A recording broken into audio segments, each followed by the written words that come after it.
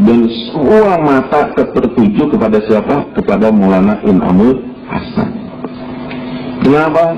Beliaulah yang suhbah dari awal dengan Maulana Ilyas, kemana-mana dengan Maulana Ilyas, kemudian beliau juga dengan Maulana Yusuf. Tidak ada Maulana Yusuf kecuali di sampingnya pasti Maulana In'amul Hasan.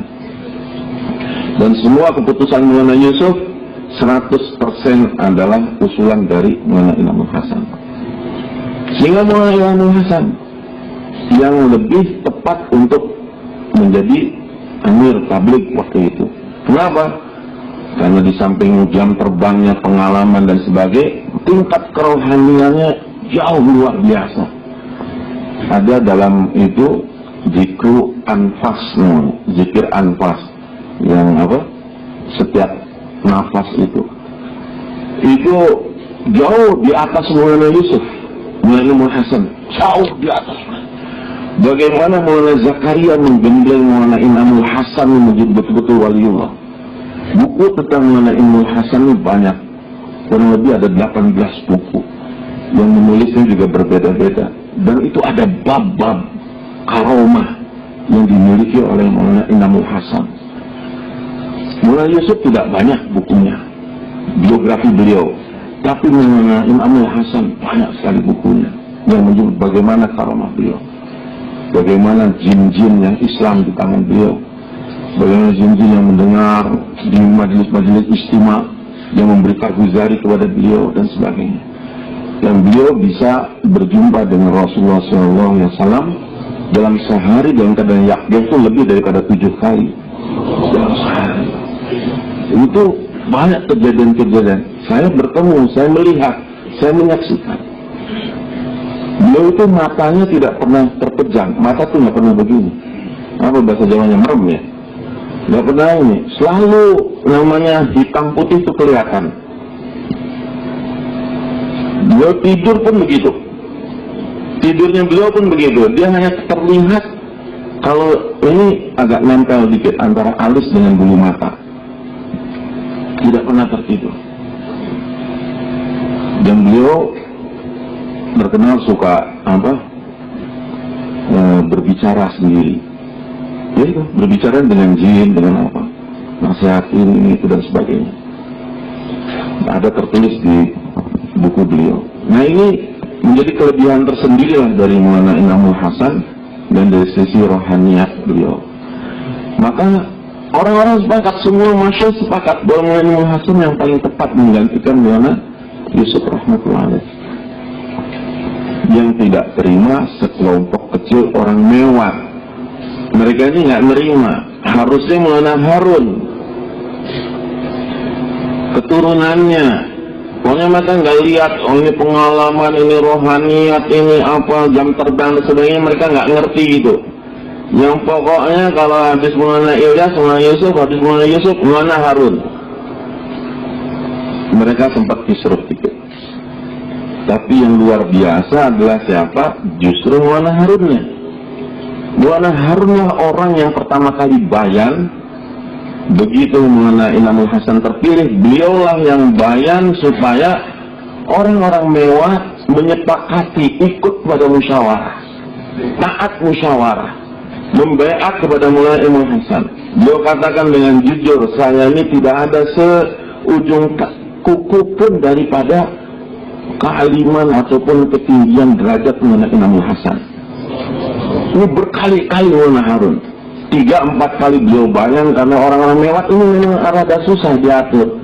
Dia katakan, kalian ada musyawarah, sangatnya watoknya kepada musyawarah. Aku ini tidak ada artinya apa-apa, tidak ada seujung kuku pun dengan Maulana In'amul Hasan. Sehingga alhamdulillah bisa diredakan.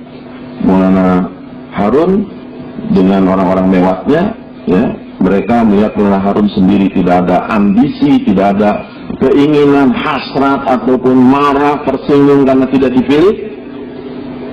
Maka orang mewah pun akhirnya berbaiat kepada Maulana In'amul Hasan. Maulana In'amul Hasan begitu menjadi amir tabligh, perkembangan usaha dakwah begitu luar biasa pesat. Itu yang tadinya hanya 24 negara menjadi 240 negara. Tidak ada satupun negara yang kecil ataupun yang besar, yang di pojok, di tengah, di benua manapun yang tidak diinjak oleh jamaah tabligh. Zaman Maulana Inamul Hasan. Beliau ini raja diam. Rajanya diam. Diam saja. Orangnya banyak diam. Padahal dulu adalah tukang usul kepada Maulana Yusuf, masih masukan, tapi begitu sudah jadi hadraji, beliau banyak diam saja. Dan diamnya itu banyak menyelesaikan masalah. Diamnya itu banyak menyelesaikan masalah. Itu kalau dilihat sama Inamul Hasan ini, kita tuh masalah tingkah. Duduk di sebelahnya saja itu luar biasa. Kalau beliau zikir itu, ya, orang-orang semua biasanya jahar. Beliau akan zikir jahar. La ilaha illallah. Di markas Nijamuddin itu ada zikir jahar di sana. Itu siapapun yang lewat, yang tadinya nggak niat mau duduk zikir, jadi zikir. Karena pengaruhnya yang kuat sekali pengaruhnya. Orang nawarin beliau dunia itu mungkin dengan seisi-isinya nawarin, tapi beliau luar biasa. Nah, kita kalau misalnya ngasih uang itu, beliau dengan tangannya gitu, kita cetek uang itu pasti akan dilempar kok. Ya. Kecuali kita sebut nama, ini dari fulan. Kalau dia kenal, dia terima. Banyaklah karomah beliau itu. Saya sendiri pun bisa Urdu itu bukan dari belajar. Ya. Dulu di Rewin saya pelangap-pelongo, nggak bisa Urdu. Sampai sekarang tuh sebetulnya nggak mahir banget. Cuma pernah disuruh bawa sesuatu dari Haji Abdul Wahab sebagai hadiah kepada Maulana Inamul Hasan. Saya dari Pakistan ke India, ngobrol-ngobrol, saya pakai bahasa Arab, dia langsung tampar pipi saya. Urdu nih bola karo. Urdu nih bola karo katanya. Bicara pakai bahasa Urdu. Nah, dari itu saya mulai ngerti Urdu. Jadi ya apa, alhamdulillah kecipratan gitu kan, kalau dikit. Banyak peristiwa waktu mengenai Inamul Hasan beliau saya sempat khidmat, itu banyak peristiwa yang saya saksikan. Di pertengahan jalan Maulana Harun meninggal dunia, masih muda lagi. Meninggal dunianya ini agak nggak wajar, ya, belum muntah-muntah, hitam, sehingga orang semua menyangka bahwa ini kena teluh ataupun sihir. Sampai para masyayikh ketika itu berusaha untuk meruqyah, karena tidak ada umur.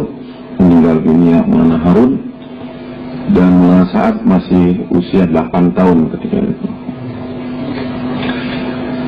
Maulana Sa'ad ini tidak pernah ketemu dengan Maulana Yusuf, karena meninggal dulu Maulana Yusuf. Maulana Sa'ad kemudian lahir, selisih 3 bulan kalau nggak salah. Nah, begitu Maulana Harun meninggal, isu yang tadinya harus Maulana Harun jadi amir muncul lagi. Ini diteluh, ini sini, gara-gara ini yang benci dia, yang apa, macam-macam lah. Dan jangan salah paham, di India itu yang namanya sihir teluh itu luar biasa kuat. Kayak di Cirebon, Banten gitu. Itu teluhnya kuat, peletnya juga kuat. Jadi kalau di sana memang itu luar biasa sihir teluh itu. Sehingga ketika Maulana Harun meninggal dunia, orang-orang menyangka ini permainan seseorang. Tapi sebagian keluarga dari Maulana Harun, istrinya, itu menyangka bahwa ini adalah terlalu disiplinnya gemblengan Maulana Zakaria. Karena Maulana Zakaria ketika Maulana Yusuf naik, beliau itu memang asli sebagai pendidik rohani Maulana Zakaria ini. Beliau saja ketika masih kecilnya itu tidak boleh bicara, tidak boleh ngomong dengan orang lain yang sepergaulan, seusianya. Dikerem aja dia, tidak boleh makan kecuali 30 juz sudah khatam. Pendidikannya ekstrim.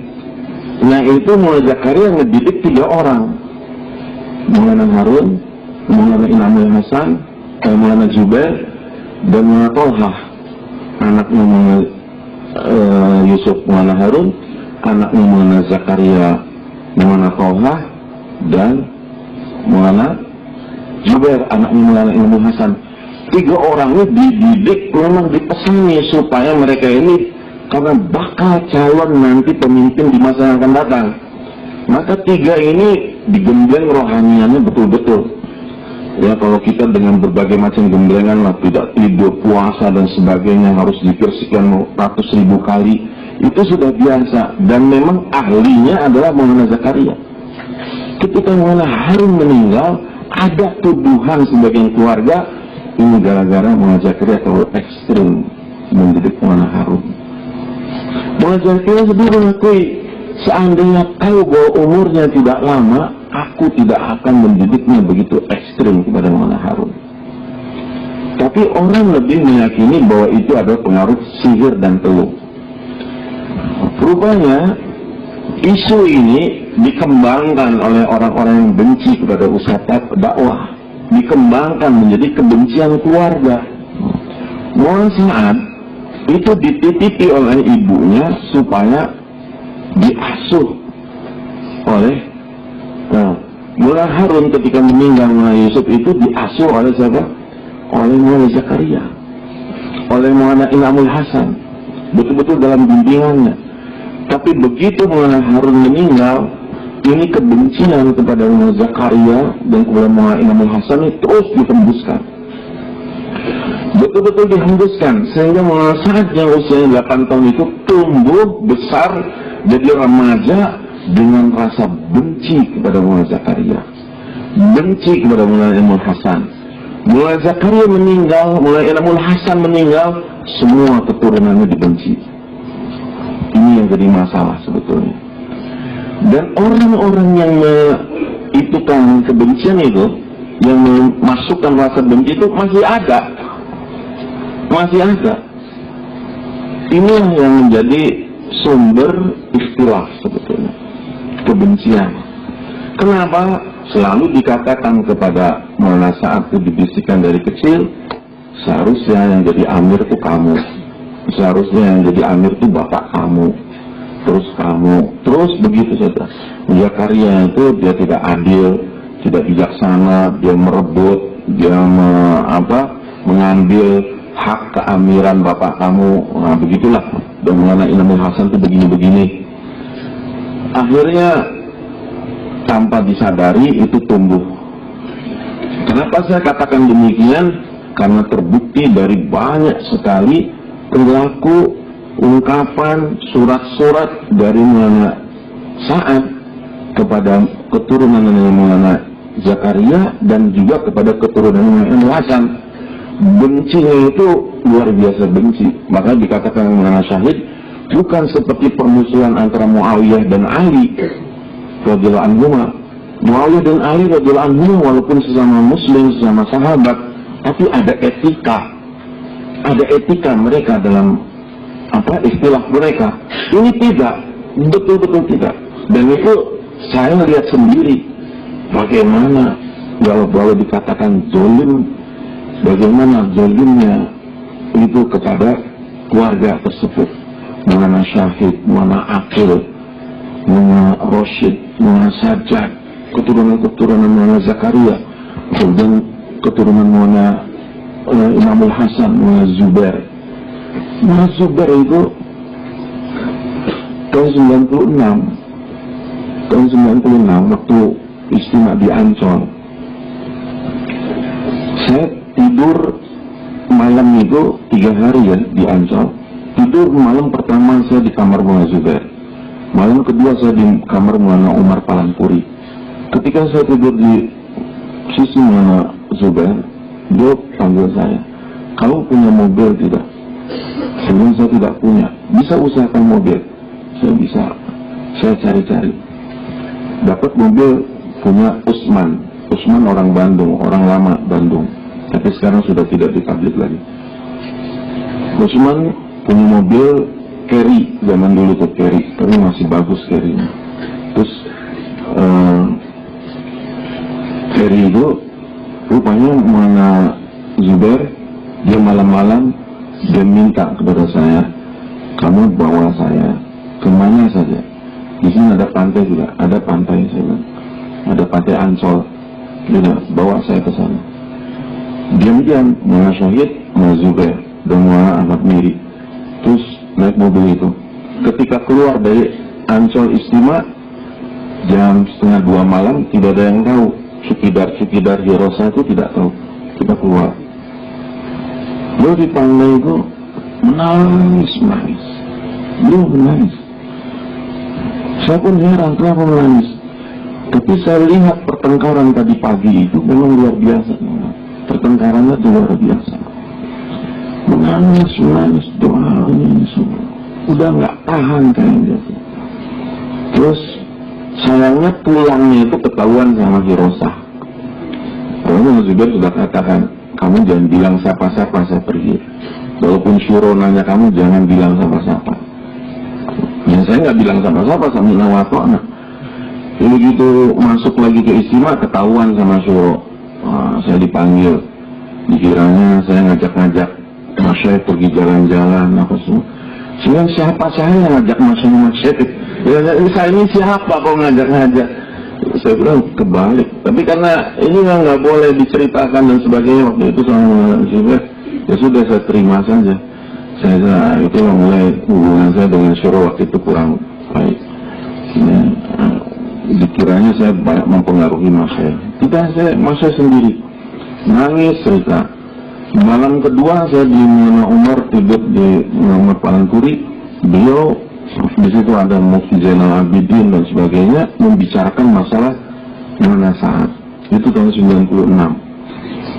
Jadi ketika itu sebetulnya kembali kepada ketika Maulana Harun meninggal, orang-orang yang menanamkan kebencian itu memang tujuannya satu, dan itu sudah difirasati oleh Maulana Imamul Hasan bahwa akan ada salah satu dari keluarganya yang nanti akan menjadi sasaran musuh-musuh supaya pecahnya usaha dakwah ini. Firasatnya sudah ada, Maulana Imamul Hasan sudah ada. Ketika itu di Istimewa Mewat, Maulana Imamul Hasan gelisah. Dia bilang kepada Maulana Syahid, "Malam ini musuh-musuh Islam sedang bermusyawarah untuk mengincar siapa di antara kita daripada orang-orang keluarga tabligh ini yang akan dirusak oleh mereka." Itu Maulana Imamul Hasan menangis, luar biasa menangis waktu itu. Kalau lihat Maulana Imamul Hasan tuh memang pasti wajah kita tuh akan senang, suka sama beliau. Kemudian di pertengahan itu sampai Maulana Imamul Hasan tuh minta izin kepada Maulana Zakaria. Tekanan luar biasa. Ini bukan lagi sebatas Maulana Sa'ad yang tumbuh, tapi kumpulan orang-orang yang membenci Maulana Imamul Hasan Zakaria itu ada di situ. Dan mereka mempressing betul-betul.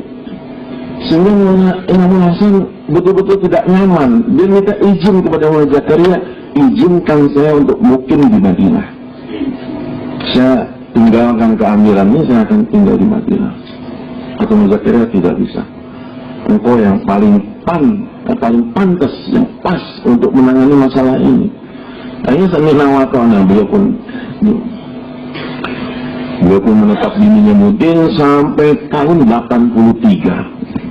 dari tahun 65 sampai tahun 83 itu under pressing, di bawah tekanan betul-betul, karena ada munculnya orang-orang ini.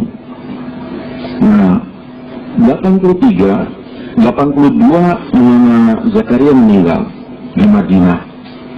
Sebelum itu Maulana Zakaria itu mengingatkan, padahal Maulana Zakaria di Madinah, Maulana Imam Hasan di Nizamuddin, India. Maulana Zakaria langsung ketika itu kontak kepada Maulana Umar. Ini luar biasa ya, komunikasi tingkat tinggi. Ini di Madinah, yang itu di India. Tapi Maulana Zakaria katakan kepada Maulana Umar, kamu pergi ke kamar Maulana Imam Hasan, kenapa dia merenung, kenapa dia menangis, kenapa dia sedih, tanyakan sama dia. Tahu dari mana Maulana Zakaria? Dia di Madinah, tapi dia suruh Maulana Umar Palangpuri supaya tanya. Ternyata setelah ditanya, Hadrat, kenapa engkau menangis, ada ini dari Maulana Zakaria? Kata Maulana Imam Hasan, saya sudah tahu, Rasulullah yang ngasih tahu. Jadi akhirnya apa kebingungan ini? Kebingungan Maulana Imam Hasan adalah, setelah saya ini siapa yang bakal kuat menjadi amir? Bukan dilihat lagi dari lewat, bukan lagi dilihat daripada India, pertimbangannya sudah dunia nih. Siapa yang bakal jadi amir? Dengan kerohaniaan Maulana Imam Hasan, dia tahu kan siapa dengan kualitas masing-masing dan sebagainya. Itu dia tahu siapa yang akan bakal ini, pantas tidak pantasnya itu dia tahu. Maka akhirnya Maulana Imam Hasan bingung, karena dilihat dari semua itu tidak ada yang pantas, tidak yang sanggup urusi orang sedunia. Saya itu khidmat di Nizamuddin pada zaman itu, belum ada WA, belum ada handphone, yang ada tuh surat. Itu sehari bisa sampai 10 karung surat. Pulang pergi kantor pos, bawa karung-karung. Ya Allah, itu bawain karung, nanti dibacain di depan Maulana Zakaria, di depan Maulana Imam Hasan tuh. Surat dari Afrika, surat dari Eropa, surat dari ini.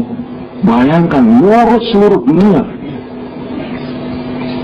Kadang-kadang pertanyaannya juga bukan pertanyaan penting banget gitu, cuman minta nama untuk anaknya gitu. Saya jadi PNS atau enggak gitu kan. Itu aja pertanyaan yang kayak gitu lah. Sama kayak kita sekarang. Kita kan suka nanya ke Suro, nanya ke ini. Dulu mah kiblatnya kan belum ada Suro, belum ada apa. Kiblatnya Maulana Imam Hasan. Semua surat itu ke Maulana Imam Hasan. Masalah infirodi, masalah muhala, masalah halako, masalah markas, masalah provinsi, masalah negara-negara, masalah apapun ke Maulana Imam Hasan. Bayangkan ngurus sedunia seorang diri. Khodimnya Maulana Sulaiman Janjawi itu luar biasa. Kita kadang-kadang juga, Masya Allah, ya Maulana Imam Hasan itu pertimbangannya ini untuk amir dunia, siapa yang pantas. Dengan tingkat kesibukan yang lebih ini dan tingkat kerohanian yang harus lebih tinggi lagi. Karena musuh-musuhnya tetap ingin supaya tabligh itu jatuh. Dan terasa banget. Kemudian Maulana Imam Hasan akhirnya ketika disampaikan bahwa masalahnya adalah kepemimpinan setelah aku ini siapa, Maulana Zakaria baru kaget, tersadar. Maulana Zakaria tersadar, iya ya, kepemimpinan setelah Maulana Imam Hasan ini siapa. Dia sudah di Madinah. Waktu awal-awal Maulana Imam Hasan ditemani Maulana Zakaria, Maulana Yusuf ditemani Maulana Zakaria, Maulana Ilyas juga ditemani Maulana Zakaria. Sekarang Maulana Zakaria sudah di Madinah. Nanti ini bakal penerusnya siapa? Ini tersadar Maulana Zakaria. Akhirnya beliau langsung ke Raudhah. Beliau ke Raudhah, di situ yang beliau betul-betul memohon kepada Allah petunjuk bagusnya bagaimana ini. Disitulah datang Rasulullah SAW mengarahkan kepada Maulana Zakaria bentuk syuro. itu datang dari Rasulullah. Makanya ketika ini disampaikan kepada Muhammad Hasan, langsung wafat mengenai Zakaria 83 itu pembentukan syura di seluruh dunia. Di Jawa ketika itu yang markas itu seingat saya ya, di Jawa seingat saya yang markas itu hanya Bogor, Cirebon, Solo. Waktu itu hanya 3 itu kalau tidak salah ya, yang jadi markas. Makanya disebutnya waktu itu Syuro Cirebon, karena mengenai Nabi Hasan pengen nama-nama masuk siapa yang jadi syuro. Semua negara semua itu mulai dilazimkan syuro, diangkat syuro. Antara 80-an itu semua diminta supaya ada syuro. Nah, syuro berjalan. Menjelang wafatnya 93, Nabi Hasan sudah banyak sakit-sakitan luar biasa. Nah, di situ beliau pun akhirnya risau. Dia panggil ketika haji Mufti Zainal Abidin dan beberapa masyayikh lainnya. Dia katakan syuro-syuro sudah ada semua, tapi syuro saya siapa? Syuronya saya ini siapa? Saya harus bermusyawarah dengan siapa? Seluruh dunia sudah ada syuro, sedangkan saya belum ada syuro. Saya ingin, kata Mufti Zainal, lalu Hadrat pengennya apa? Saya ingin bentuk syuro untuk diri saya, untuk seluruh dunia. Bagus, kata Mufti. Tapi jangan di sini, di India kita bikin, disusun. Pulang dari situ, semua kumpul di India, dan disitulah dibentuk syuro alami, syuro dunia. Awalnya hanya 8. 4 dari Bangladesh, 4 dari Pakistan, ya, dan 4 dari Pakistan, 4 dari India, 3 dari India, dan 1 dari Bangladesh, 8. Kemudian usulan berikutnya supaya ditambah Maulana Sa'ad dan Meji Mehrab. Meji Mehrab, 2 orang ini tambahan. Baik, terbentuklah di situ 10. Hanya Haji Afdal yang tidak hadir ketika musyawarah itu. Dibentuk 10 syuro, 93 syuro alami untuk seluruh dunia. Sehingga apapun masalah ketika itu dimusyawarahkan dengan 10 orang ini. Ketika itu Maulana Said Ahmad Khan bertanya, Hazrat, ketika Anda masih hidup, maka sesalat tentu Anda. Tapi nanti jika engkau sudah tiada, siapa yang akan jadi kesalat kami? Kata Hazrat, pilihlah berganti-ganti di antara kalian. Fesalat itu berganti-gantian. Nah, di situ masih tetap ada Maulana Imam Hasan. 95 meninggal Maulana Imam Hasan. Mulailah konflik ini pecah. 95 meninggal Maulana Imam Hasan. Yang ada ketika itu 10 syuro duduk langsung musyawarah saat itu juga 3 hari 3 malam bermusyawarah bagaimana kelanjutan ini usaha dakwah. Karena sudah disepakati adanya 10 syuro alami, 10 ini tidak ada lagi amir, tidak ada lagi amir tunggal, tidak ada lagi hadraji, semua merujuk kepada syuro alami yang 10. Itu yang menekan itu Maulana Sa'ad. Maulana Sa'ad menekan betul supaya tidak ada amir. Yang kedua, tidak ada bayat. Tidak ada bayat di Nizamuddin. Ini bayat ini lazim, biasanya ada di Nizamuddin. Mungkin banyak di sini juga ustaz-ustaz Maulana pernah bayat bersama Imam Hasan. Tapi setelah itu setelah Imam Hasan meninggal, tidak ada lagi yang berhak memberikan bayat. Yang paling berhak sebetulnya Maulana Zubair. Tapi Maulana Zubair pun sampai nawafa'na tidak ada lagi bayat setelah itu.